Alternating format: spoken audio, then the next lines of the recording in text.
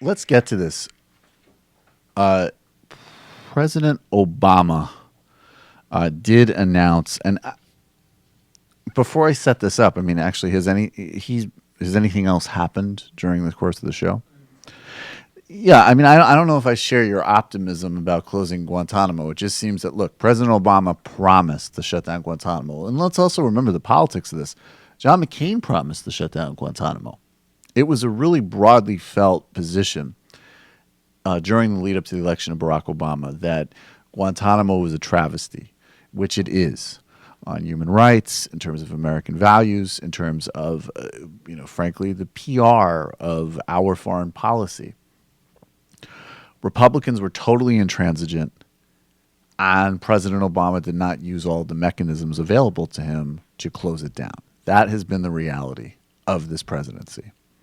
And with a year left, I think he realizes that that is probably one of the real clear, most objective areas where he just has not delivered. So it's important to give it another push. And President Obama spoke about it this morning, I believe, from the White House to talk about the new strategy for Guantanamo. I don't know that there's much new here, but let's take a listen. In this fight, we learn and we work to constantly improve. When we find something that works, we keep on doing it. When it becomes clear that something is not working as intended, when it does not advance our security, we have to change course. For many years, it's been clear that the detention facility at Guantanamo Bay does not advance our national security. It undermines it. This is not just my opinion. This is the opinion of experts. This is the opinion of many in our military. It's counterproductive to our fight against terrorists because they use it as propaganda in their efforts to recruit. It drains military resources, with nearly $450 million spent last year alone to keep it running, and more than $200 million in additional costs needed to keep it open going forward for less than 100 detainees. Guantanamo harms our partnerships with allies and other countries whose cooperation we need against terrorism. When I talk to other world leaders, they bring up the fact that Guantanamo is not resolved.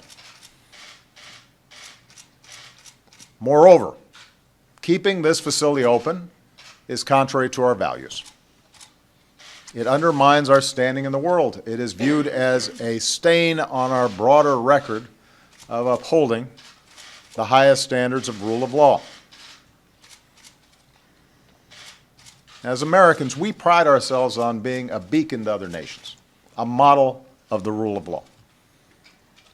But 15 years after 9/11, 15 years after the worst terrorist attack in American history, we're still having to defend the existence of a facility and a process where not a single verdict has been reached in.